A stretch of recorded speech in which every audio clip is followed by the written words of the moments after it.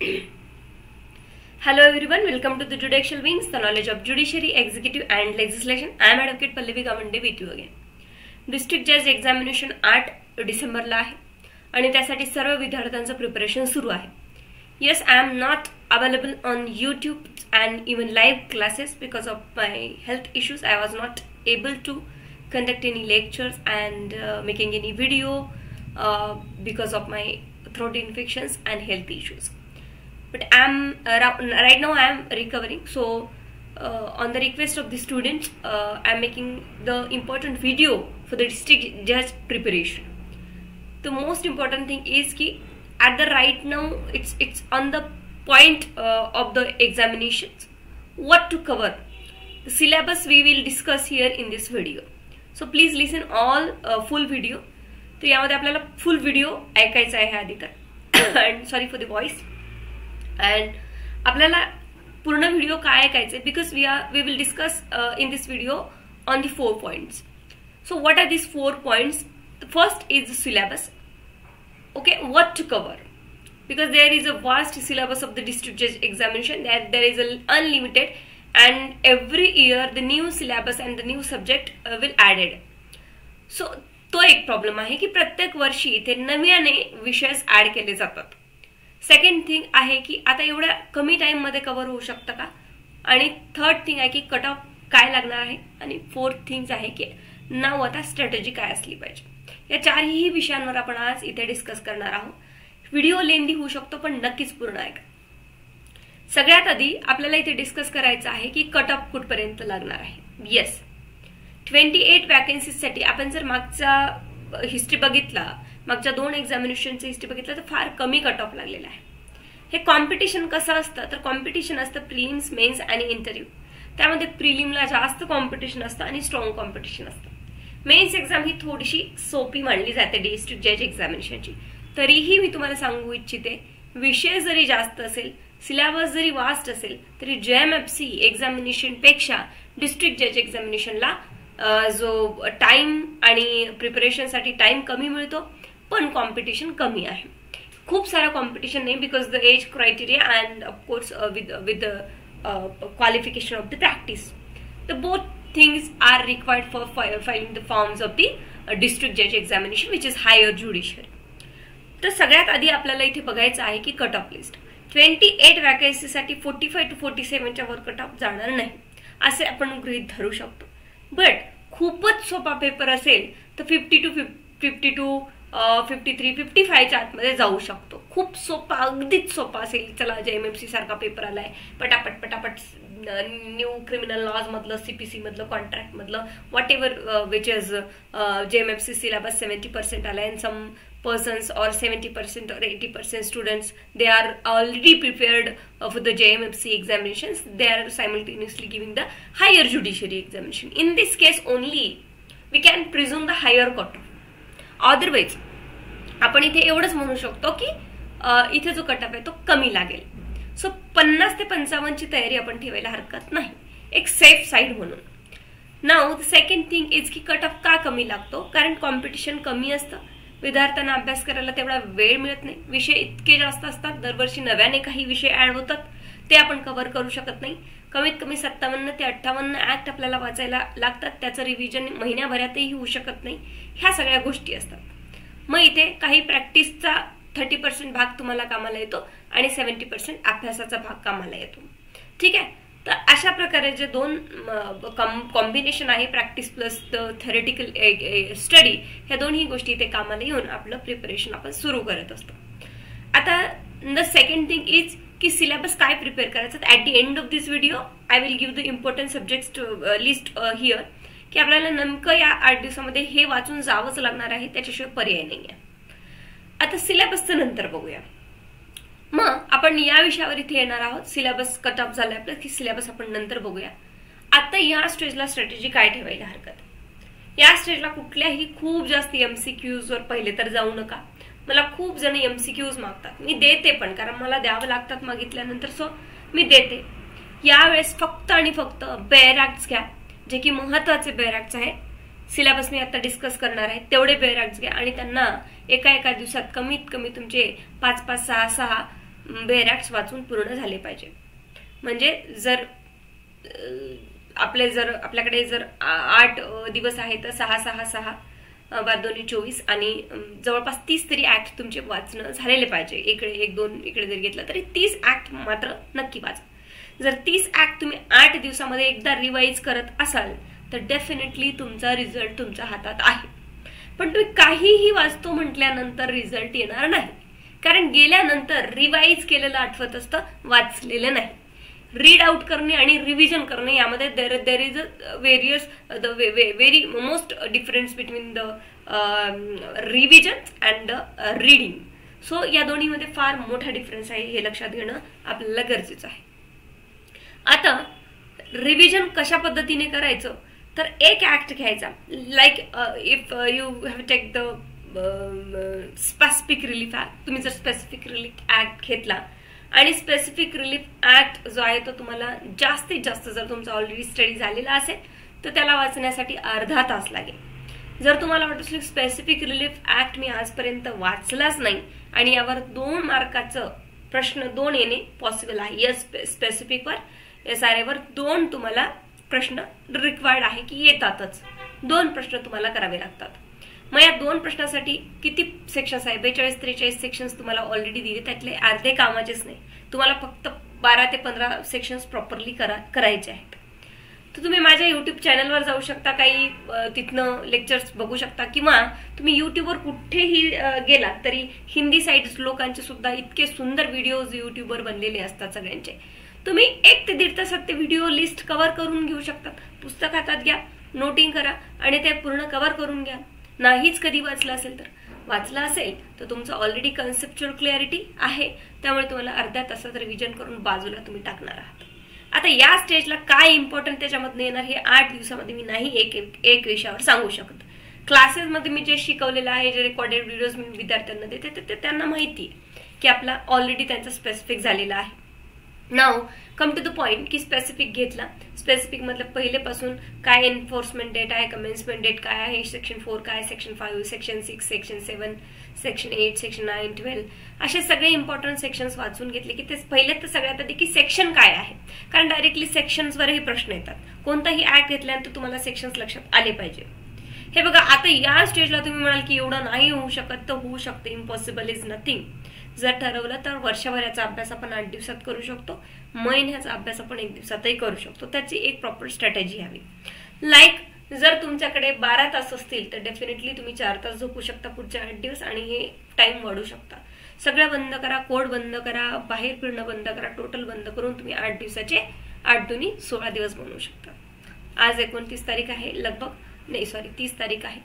तर पुढचे जे 1 पासून जर तुम्ही पकडलात तर 8 तारखेला 7 दिवस तुमचे 7 दुनी 14 ते 15 दिवस तुमच्याकडे आहेत. 4 ते 5 तास झोपा, खूप जास्त झाली झोप 4-5 काही हरकत नाही, अँड देन तुम्ही you can cover it. So अशा प्रकारे तुम्ही कव्हर करा. अर्धा ते 1 तास स्पेसिफिक रिलीफ, अर्धा ते 1 तास तुम्हाला लिमिटेशन ऍक्ट, त्याच्यामध्ये मी इव्हन युट्यूबवर सुद्धा 1-2 व्हिडिओ बनवलेले आहे. आणि तुम्हाला जर वाटत असेल तर काही युट्यूबवर असे सुद्धा व्हिडिओ आहे की या ऍक्ट मधनं काय प्रिपेअर करायचं, या ऍक्ट मधनं, हे फ्री व्हिडिओ आहे, तुम्ही ते कधीही पाहू शकता. असेही अनेक व्हिडिओ आहेत. मग नंतर लिमिटेशन्स ऍक्ट, सकाळचं सत्र घेतलं तुम्ही, सकाळी तुमचे 4 ऍक्ट झालेच पाहिजे. सकाळी 5 ते 4 वाजतापासून तर 10 वाजेपर्यंत 4 ऍक्ट करा. देन मोठा घ्या, भारतीय न्याय संहिता घ्या, दिवसभर भारतीय न्याय संहिता वाचा. आता न्यू क्रिमिनल लॉज आहेत ते कोणाचेही आतापर्यंतही इतके झालेले नाही आहे. याचं कारण असं की प्रोव्हिजन तर सिमिलर आहेत, ओल्ड आणि न्यू सारखेच आहेत, कॉन्सेप्ट कुठे बदलले नाही, मेंटेनन्स तेच आहे, ठीक आहे की नाही, एफआयआर तेच, काही फरक जास्त नाही आहे. बट काही प्रोव्हिजन्स बदलले त्याच्यामधले, लाईक टाइम लिमिटेशन्स, पनिशमेंट्स आणि सेक्शन्स, ह्या सगळ्या गोष्टी बदलण्यात आलेल्या आहेत. तर मग ह्या सगळ्या गोष्टीसाठी तुम्हाला रीड आउट करणं गरजेचं होतं. निदान तुम्हाला 20 मार्क्सचं तरी BNS क्रिमिनल लॉवर येऊ शकतं तिन्ही विषयातनं. तर सगळ्यात आधी तुम्ही याची एक स्ट्रॅटेजी मी तुम्हाला सांगू इच्छिते. याच्यामध्ये तुम्हाला काय करायचं आहे, कंटेंट्स घ्यायचे. कंटेंट्स मधलं महत्वाचे जे सेक्शन्स आहे जे की न्यूली ऍड केलेले आहे, भारतीय न्याय संहिता असेल किंवा भारतीय नागरिक सुरक्षा संहिता असेल किंवा साक्ष अधिनियम असेल, या तिन्ही ऍक्ट मध्ये काय करायचंय, कंटेंट्स घ्यायचे बेअर ऍक्ट मधले. कंटेंटमध्ये जेही न्यूली ऍडेड आहे सेक्शन्स, न्यूली प्रोव्हिजन ऍड केलेले, न्यूली चॅप्टर्स ऍड केलेले आहेत, जसं की भारतीय न्याय संहितामध्ये विमेन अँड चिल्ड्रन्स बद्दल आलेले आहे, व्हाईट कॉलर क्राईम बद्दल आहे, ठीक आहे की नाही, कम्युनिटी पनिशमेंट्स आहेत, ह्या अशा थोड्याशा त्याला मार्क करा आणि तेवढं मात्र प्रॉपरली वाचा. त्याच्यामध्ये नवीन काय ऍड केलेले, त्याचे सेक्शन्स काय, इतकं तुम्हाला वाचणं गरजेचं आहे, बिकॉज याच्यावरच प्रश्न जास्तीत जास्त तुमच्याकडे आता येणार आहे. बाकी खूप सारं वाचण्याची गरज नाही आहे. Then go to the new chapter, like unlawful assembly आहे, अनलॉफुल असेंब्लीचं सेक्शन काय, त्याची पनिशमेंट काय, एक्स्टॉर्शन काय आहे, त्याचं नवीन सेक्शन्स काय, त्याची पनिशमेंट काय, असं सॉर्टिंग आउट करून तुम्ही भारतीय न्याय संहिता दुपारच्या सत्रामध्ये 2 दिवसात संपू शकता. परत तुम्ही पुढे येऊ शकता दुसऱ्या दिवशी, परत सकाळी मायनर ऍक्ट दुसऱ्या दिवशी 2 तारखेला किंवा 1 तारखेला 2 तारखेला तुम्ही म्हणजे परवाला 4 ते 5 मायनर ऍक्ट सकाळी 4 ते 10, 11 वाजेपर्यंत संपू शकता. त्यानंतर भारतीय न्याय संहिता 2 दिवसात संपलं. भारतीय नागरिक सुरक्षा संहिता सेम प्रोव्हिजन आहेत, सेम काही एवढा बदल नाही आहे, फक्त तुम्हाला सेक्शन्स पाठ करायचे आहेत की सेक्शन आता FIRचं सेक्शन्स काय आहे एक्सेट्रा एक्सेट्रा, हे सेक्शन पाठ करायचे आहेत. आणि सेक्शन पाठ केल्यानंतर तुम्हाला न्यूली मी जसं सांगितलं की कंटेंटमध्ये ऍड करून ठेवायचे, हे सेक्शन पाठ करायचे आहेत. आणि भारतीय नागरिक सुरक्षा संहिताला तुम्ही सेक्शन्सला 2 दिवस देऊ शकता. सेक्शनही पाठ होतील आणि नव्याने ऍड झालेले काही प्रोव्हिजन्स आहेत तेही तुम्हाला तिथे मिळतील, ठीक आहे की नाही. आणि ऑलरेडी त्या भारतीय न्याय सुरक्षा संहिता असो किंवा क्रिमिनल लॉज असो, त्याच्यामध्ये तुम्हाला दिलेलं आहे की नव्याने काय काय ऍड झाले, ते समोरच त्यांनी सॉर्टिंग आउट करून दिलेलं आहे. त्यामुळे खूप हार्ड वर्क करायची गरज नाही आहे, नोटिंग करणे गरजेचं आहे. त्यानंतर परत इव्हिडन्सलाही तुम्ही तसा 1 दिवस देऊ शकता. असे तुमचे 5 दिवस जे आहे ते मोठ्या ऍक्टमध्ये आणि बाकीचे जे 4 सकाळी ऍक्ट झालेले आहे याच्यामध्ये जातील. परत संध्याकाळचा विषय जो आहे तुमचा 11 ते 5 जरी तुम्ही मोठा विषय घेतला 2 दिवस, ठीक आहे, तरी पण तुमचा संध्याकाळचा जो विषय आहे 12-1 वाजेपर्यंतचा जो शिल्लक राहतो, परत तुम्ही 4 मायनर ऍक्ट वाचू शकता, ठीक आहे की नाही. 4 मायनर ऍक्ट वाचायचे कसे, तर ते आता मी सॉर्टिंग आउट तुम्हाला करून सांगू इच्छिते. डेफिनेटली सिलेबस कव्हर जेव्हा होईल तेव्हा, ठीक आहे. हे असं तुम्ही 4 आणि 4 8 आणि 9 म्हणजे 9 ऍक्ट तुमचे एका दिवशी होतील, मोठे मोठे करू शकता तुम्ही. आता राहिला सिव्हिल प्रोसिजर कोड, हा खूप मोठा विषय आहे. सिव्हिल प्रोसिजर कोड मध्ये जास्तीत जास्त ऑर्डरकडे जाऊ नका. ऑर्डर 10 ते 12 पर्यंत वाचा आणि नंतरच्या ज्या महत्वाच्या ऑर्डर्स असतात, इव्हन मी CPCचे खूप सारे लेक्चर्स तुम्हाला अपलोड करून दिलेले आहे. इव्हन क्लासवाल्यांनाही प्लेलिस्ट मी रोजच देत असते. सेक्शन्स मात्र त्यावर कव्हर करा. सेक्शन्स मध्ये जे इम्पॉर्टंट असतात ते माहिती आहे तुम्हाला, लाईक नोटीस, इश्यू नोटीस असेल किंवा 144 असेल किंवा 80ची नोटीस असेल किंवा प्रिसिप्ट्स असेल किंवा पहिले जे सेक्शन्स आहेत ते समन्स इश्युइंग असेल, इंटरेस्ट असेल, कॉस्ट असेल, असे सेक्शन्स तुम्हाला पूर्ण कव्हर करायचे. सेक्शन मात्र CPCचा एकही सोडायचा नाही. त्यानंतर काही मोजक्याच ऑर्डर एकदा लेक्चर्स ऐकून घ्यायचे जे विद्यार्थी आहेत किंवा ज्यांच्याकडे लेक्चर्स नसतील ते आता कोणीही क्लास लावू नका एवढ्या लवकर आणि कोणालाही फीस पेड करू नका, कारण 8 दिवसात कोणतं काही असं होत नसतं. खूप जास्तीत जास्त तुम्ही टेस्ट सिरीज घेऊ शकता एखादी सॉल्व्ह करण्यासाठी. तर ऑर्डर जे आहेत ते यू कॅन युट्यूबवर तुम्ही जाऊ शकता, एकदा काळात रात्रीचं झोपताना एक ऑर्डर ऐकून घ्या. खूप सारे आहेत सिव्हिल प्रोसिजर कोडचे.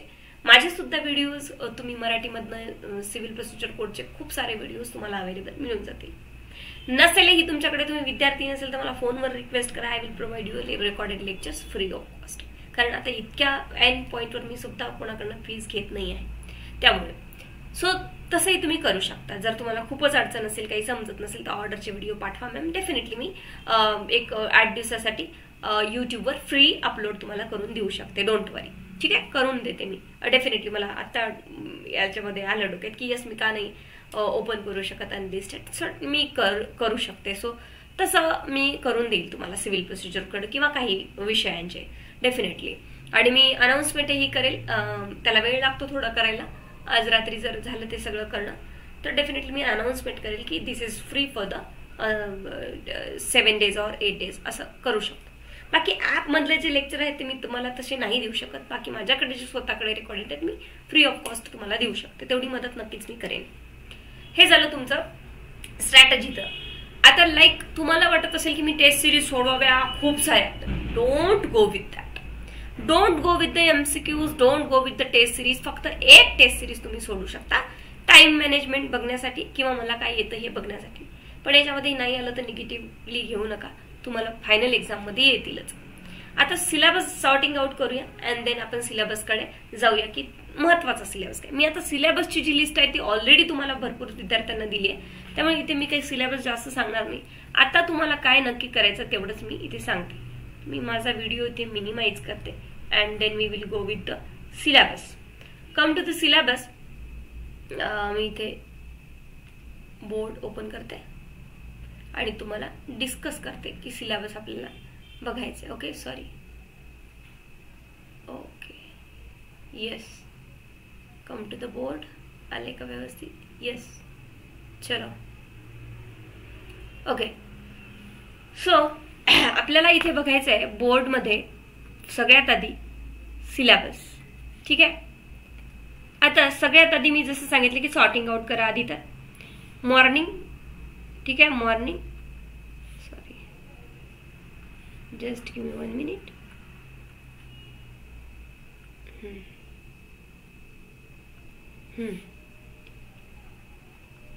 मॉर्निंग. थोडंसं लॅपटॉप हलते माझा टेबलवरून, कॅमेरा इकडे तिकडे होऊ शकतो कारण मी खूप दिवसानंतर आज सगळं सेटअप काढलेलं आहे. बिकॉज मी खूप आजारी असल्यामुळे मी सेटअप काढलं नव्हतं. आणि आफ्टरनून. ओके, मी शॉर्टमध्ये लिहिते आणि इव्हिनिंग. ठीक आहे. हे 3 मी सत्र तुम्हाला देते. तुम्ही 4 वाजता उठा, 5 वाजता उठा किंवा रात्री जास्त जागा, हे तुमचा प्रश्न आहे. तुम्ही तुमच्या कन्व्हिनियंटनी तुम्ही तो माइंड जो तुमचा वेळ आहे मॅनेज करा. आता यानंतर आपण येऊ शकतो की मॉर्निंगमध्ये मी सांगितलं तुम्हाला की 11 वाजेपर्यंत तुमचे 4 ऍक्ट वाचून झालेच पाहिजे कुठल्याही परिस्थितीत. यामध्ये तुम्ही सुरुवातीला सिव्हिल घेऊ शकता. क्लिअर. सिव्हिलमध्ये स्पेसिफिक रिलीफ आहे, जसे की SRE मी लिहिती आहे. हे तुम्ही स्क्रीनशॉट काढून घ्या. SRE स्पेसिफिक रिलीफ आहे. त्यानंतर सेकंड आहे लिमिटेशन ऍक्ट. हे तुम्हाला करणं अत्यंत गरजेचं. कमीत कमी 4 सेक्शन्स 4 क्वेश्चन्स ॲव्हरेज याच्यावर येऊ शकतं. ठीक आहे. त्याच्यानंतर आहे कॉन्ट्रॅक्ट आणि TP. थोडा मोठा आहे तर याला थोडा वेळ लागेलेला, शॉर्टमध्ये नाही घेऊ शकत, तरी पण मी घेती आहे. कॉन्ट्रॅक्ट आणि TP तुम्ही करू शकता. ठीक आहे की नाही. 4 विषय तुम्ही एका दिवशी वाचू शकता, पण याला इतकाही कमी वेळ लागणार नाही. सकाळी 4ला बसलात तुम्ही तर कमीत कमी 12 पर्यंत तुम्ही हे कम्प्लीट करू शकता. ठीक आहे की नाही. 12 पर्यंत, PM पर्यंत. ठीक आहे की नाही. देन तुम्ही AM पर्यंत. आणि मग नंतर तुम्ही TP झालं तुमचं. त्याच्यानंतर 5वा जो सब्जेक्ट आहे सेकंड डेला तुम्ही घेऊ शकता. हा तुम्ही बघा आता 1 तारीख 2 तारीख कसं तुम्ही, मी फक्त सिलेबस लिस्ट देते आहे तुम्हाला. त्यानंतर 5वा जो विषय आहे तुमचा लाईक रेंट कंट्रोल ऍक्ट तुम्ही घेऊ शकता. त्यानंतर जो 6वा विषय आहे तुमचा important for the DJ examination, that is rent control act. नंतर कॉन्ट्रॅक्ट झाला, TP झाला, त्याच्यानंतर पार्टनरशिप ही हा तुमच्यासाठी अत्यंत महत्वाचा ऍक्ट ठरला जाईल. असे छोटे छोटे ऍक्ट आहे. त्याच्यानंतर 7वा ऍक्ट तुमचा राईट टू इन्फॉर्मेशन आहे. ठीक आहे. RTI तुम्ही घेऊ शकता. त्यानंतर 8वा विषय तुमचा इथे तुम्ही मला आठवलं तेवढं सांगते सध्या तरी महत्वाचे, कारण लिस्ट तुमच्याकडे आहे. You can go with the list also. आणि मी फॅमिली लॉज तुम्हाला स्पेशली इथे सांगणार आहे, राईट टू इन्फॉर्मेशन. त्यानंतर बॉम्बे हायकोर्ट ऍक्ट, जो की कोर्ट फीज ऍक्ट, याच्यामध्ये एक क्वेश्चन नक्की दरवर्षी येतो, तो कोर्ट फीज ऍक्ट तुम्ही इथे घेऊ शकता. ठीक आहे की नाही. त्यानंतर महाराष्ट्र प्रोहिबिशन ऍक्ट तुम्ही घेऊ शकता. Maharashtra prohibition act. असे तुम्ही 9-10 ऍक्ट घेऊ शकता. आता इथे सॉरी या सिच्युएशन मध्ये काय आहे की काही एन्व्हायरमेंटल लॉ आहे, ऍडमिनिस्ट्रेटिव्ह लॉ आहेत, फॅमिली लॉ तर तुम्हाला कंपल्सरी करणे आहे, कारण की जवळपास त्याच्यावर 20 मार्काचा ऍव्हरेज आहे तुम्हाला. सो ते विषय जे आहेत ऍडमिनिस्ट्रेटिव्ह किंवा एन्व्हायरमेंटल, मी ते सांगणार नाही कारण इतक्या लवकर ते वाचणं होत पण नाही आणि त्याचे लक्षात पण राहत नाहीत सेक्शन. त्यामुळे तुम्ही ते स्किप करू शकता. What to skip, that is also important. Okay, yes ना. तर त्यामुळे तुम्ही ते स्किप करू शकता. तर हे मात्र विषय तुम्हाला नक्की वाचायचे आहेत. कोणते? हे एवढे शॉर्ट, सकाळी 3-3, 4-4 संपून टाका, पटापट होऊन जातील. ठीक आहे की नाही. सिलेबस कोणाला पाहिजे असेल तर मी PDF तुम्हाला शेअर करून देते, जे की भरपूर सारे त्याच्यामध्ये विषय आहेत. त्यामुळे मी इथे सिलेबस शेअर करण्याच्या ऐवजी तुम्हाला पुढील 8 दिवसामध्ये हे वाचा एवढंच सांगण्याचा प्रयत्न करते.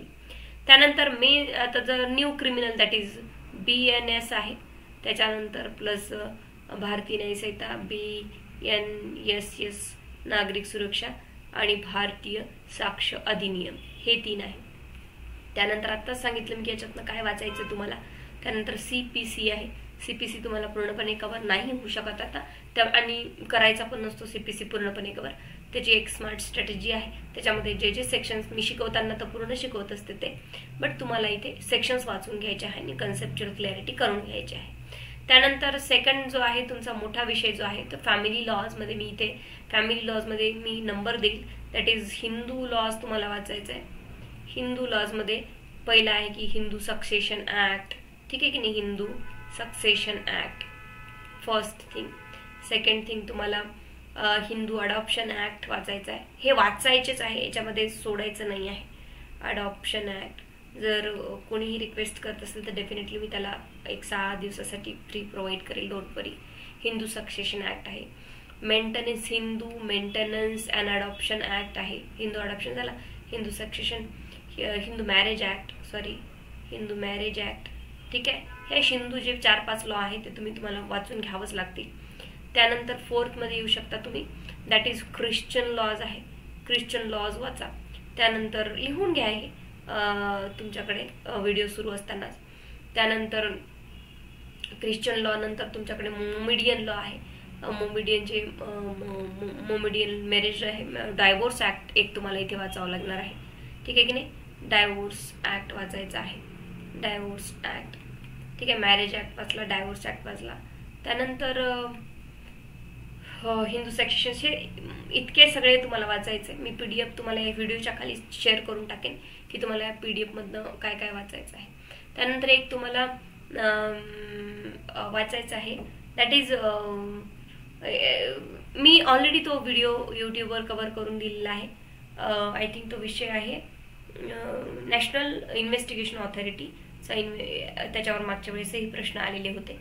त्यानंतर आधार ऍक्ट तुम्हाला नक्की वाचायचं आहे. आधार ऍक्ट, बॉम्बे रेग्युलेशन्स वगैरे. अँड देन 5वा जो आहे एक नवीन ऍक्ट आलेला आहे, सॉरी पोक्सो वगैरे वाचायचे आहेत. पोक्सो, डोमेस्टिक व्हायलन्स, ठीक आहे. डोमेस्टिक व्हायलन्स मी तुम्हाला PDF शेअर करून देणार आहे की काय महत्वाचं आहे, त्याच्यामध्ये टिक पण केलेलं आहे. डोमेस्टिक व्हायलन्स वाचायचं आहे. त्यानंतर डॉवरी प्रोहिबिशन ऍक्ट तुम्हाला डेफिनेटली वाचायचं आहे. प्लीज वाचा डॉवरी प्रोहिबिशन. तर हे ऍक्ट तुम्हाला नक्की वाचायचे आहेत. तर हे तुम्ही छोटे छोटे ऍक्ट आहे. मीच एका 1.5 तासामध्ये लेक्चर पूर्ण याचे कव्हर केलेले आहे. तर तुम्ही सहज याला वाचू शकता, ठीक आहे. तर हे तुम्ही लिहून घ्या किंवा मी तुम्हाला नक्कीच खाली PDF प्रोव्हाइड करते, माझ्याकडे आहे. व्हिडिओच्या डिस्क्रिप्शन बॉक्समध्ये गेलात तर तुम्हाला ती PDF मिळून जाईल. त्याच्यानंतर परत आता जर आपण मोठ्या ऍक्टकडे आलो तर मी जसं सांगितलं की एन्व्हायरमेंट वगैरे हे याच्यामध्ये जाऊ नका, कारण की ते खूप मोठे ऍक्ट आहे आणि ते कव्हर आता नाही होऊ शकत इतक्या लवकर. आणि त्याच्यावर आला तर क्वेश्चन येतो, नाही तर येत पण नाही, अशी ही परिस्थिती असते. त्यामुळे त्यामध्ये पडू नका. आता मोठे ऍक्ट जर दिवसभर तुम्ही 12 ते 5 किंवा 6 वाजेपर्यंत वाचले आणि इथे 1 तासाचा अर्ध्या तासाचा ब्रेक किंवा आता 1 तासाचा ब्रेक घेणे तर शक्य नाही, अर्ध्या तासाचा ब्रेक घेऊन वाचले तर पुढे पुन्हा तुम्हाला 5 ते 6 तास इव्हिनिंगला मिळतात, जे की हे फॅमिली लॉज जे आहेत तुमचे सगळे ते तुम्ही इथे वाचू शकता.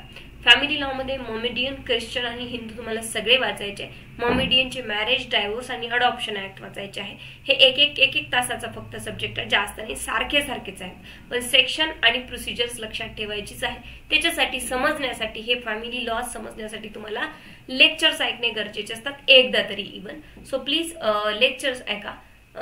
On your request me provide करू शकते तुम्हाला. आणि इव्हन मुस्लिम लॉचेही अडॉप्शन्स, मॅरेज आणि डायव्होर्स तुम्हाला वाचायचे, आणि ख्रिश्चनचेही अडॉप्शन आणि सक्सेशनचे दोन्हीही वाचायचे आहेत. हे तुम्हाला लॉ नक्की वाचायचे आहे. बाकी महाराष्ट्र प्रोहिबिशन्स ऍक्ट वगैरे हे वाचायचं आहे. मी तुम्हाला काय इम्पॉर्टंट आहे काय नाही आहे याची प्लेलिस्ट PDF नक्कीच शेअर करणार आहे. तर आत्ता मात्र मी जेवढे लिहून दिले तेवढे वाचल्याशिवाय अजिबातच जाऊ नका कुठल्याही प्रकारे, ठीक आहे. याच्यातलं एखादा माझ्याच्याने स्किप झाला असेल तरी, कारण माझी स्क्रीन जी आहे बोर्डची ती काम करत नसल्यामुळे मी डायरेक्टली स्क्रीन शेअर नाही करू शकले तुम्हाला, त्यामुळे मी असं स्क्रीन शेअर करते आहे. Okay, so this is your syllabus strategy, की तुम्हाला सिलेबस काय वाचायचा आहे आणि कसा वाचायचा आहे यावर मी तुम्हाला सांगण्याचा प्रयत्न केलेला आहे. ओके, सो सिलेबस तर आपण बघितले की आपल्याला नेमका सिलेबस काय वाचायचा आहे, ठीक आहे की नाही. ओके, सिलेबस बघितला. सिलेबस तुम्हाला मी PDF ही शेअर करणार आहे. तर याला 4-4, 5-5 तासामध्ये डिवाइड करा. 12 ते जवळपास तुम्हाला 18 तास अभ्यास करणे, 12 ते 18 नाही, 12 आतापर्यंत असेल तर जवळपास 18 तास अभ्यास करणे गरजेचं आहे. कारण की एवढी चांगली अपॉर्च्युनिटी परत परत येत नाही. 28 वॅकन्सीज आहे. खूप कमी अभ्यासावर तुमचं निघून जाईल. प्रिलिम्स मध्येच कॉम्पिटिशन आहे. 8 दिवस जर फोकसनी दिले तुम्ही तर डेफिनेटली तुमचा रिझल्ट येतो. असं काही खूप हे नाही आहे की रिझल्ट येणार नाही वगैरे, डेफिनेटली रिझल्ट येतो. कारण फक्त रीडिंग आउट करायचं आहे आणि थोडं निगेटिव्ह मार्किंग आहे, त्यामुळे खूप सोडवायच्या मार्गाने जाऊ नका. एक तुम्हाला वाटत असेल की माझे 40-45 ॲक्युरेट बरोबर आहे, तर जास्त रिस्क घेऊ नका. खूप जास्त निगेटिव्हच्या नादामध्ये जाऊ नका. खूप तुम्हाला कॉन्फिडन्स असेल तरच तुम्ही निगेटिव्हकडे जास्त सोडवण्याच्या मार्गावर जाऊ शकता. अदरवाईज जर तुम्हाला वाटत असेल की अरे माझं तर काहीच नाही झालं, तर बेसिक थिंग आहे की तुमचे रेग्युलर ऍक्ट वाचूनच असतात. CPC वगैरे सगळे हे सगळं माहीतच आहे तुम्हाला. त्यानंतर आता काय करायचं आपल्याला, हिंदू लॉज वाचायचे. Hindu laws, Aadhaar act, Bombay court fees act, हे जे मी आता दिले ना तुम्हाला छोटे छोटे, हे तर आरामात होऊ शकतात मग तुमचे. जर तुमचे ऑलरेडी CRPC CPCच्या कॉन्सेप्ट क्लिअर आहे. आणि CRPC IPC आणि इव्हिडन्स काय हो, हे नवीन आहे तेच आहे, फक्त जसं सांगितलं की नवीन जे ऍड झालेले ते तुम्हाला कॅप्चर करायचं आहे. आता राहिला प्रश्न केस लॉचा. तर केस लॉच्या भानगडीमध्ये बिलकुल पडायचं नाहीये. आली तर केस लॉ येते, नाहीतर येत नाही. 2 केस लॉ येते, ठीक आहे की नाही. तर त्याच्यामध्ये आपल्याला केस लॉचं नका जाऊ मध्ये. कारण की केस लॉज आणि करंट अफेअर्स किंवा कुठल्याही प्रकारचे काही येत असेल तर ते कदाचित येतीलही किंवा नाही, त्याची गॅरंटी नाही आहे. आले तरी ते चुकतात, हे 90% खरं आहे. त्यामुळे तिकडे जाऊ नका. आता सगळ्यात मोठा विषय आहे आपला constitution, Indian constitution. Indian constitution मध्ये तुम्हाला चॅप्टर 1 दॅट इज प्रिलिमिनरी, म्हणजेच काय आपलं प्रिएम्बल, हे वाचायचंय तुम्हाला. चॅप्टर 1 सिटिझनशिप, त्याच्यानंतर फंडामेंटल राईट्स पूर्ण वाचायचे, आर्टिकल पूर्ण पाठ असले पाहिजे फंडामेंटल राईटचे. DPSP वाचायचं आहे. नेमकंच इलेक्शन झालेलं आहे त्यामुळे इलेक्शनचे काही जे युनियनचे काही आहेत ते वाचा. त्यानंतर सुप्रीम कोर्ट आणि हायकोर्ट इतकं वाचा. बाकी जे आहेत ते आर्टिकल्स तुम्ही पंचायत किंवा काही अमेंडमेंट्स आहेत, 74वी अमेंडमेंट, 75वी अमेंडमेंट, ठीक आहे की नाही, काही अमेंडमेंट्स आहेत ते पाहून घ्या. मी कालच तुम्हाला एक अमेंडमेंटची PDF क्लासच्या विद्यार्थ्यांना प्रोव्हाइड केलेली होती. So please go through it once. Okay, तेवढं तुम्हाला पाहून घ्यायचं आहे. बाकी फ्री ऑफ माइंडचा टेन्शन घेऊ नका आणि काही हरकत नाही. अजूनही तुम्ही एलिजिबल नाही झालात कोणी किंवा तुम्हाला वाटत असेल की आता पॉसिबलच नाही आहे, इट्स ओके. अजून 2025 मध्ये 6 महिन्याच्या आत वॅकन्सी अजून निघणार आहेत.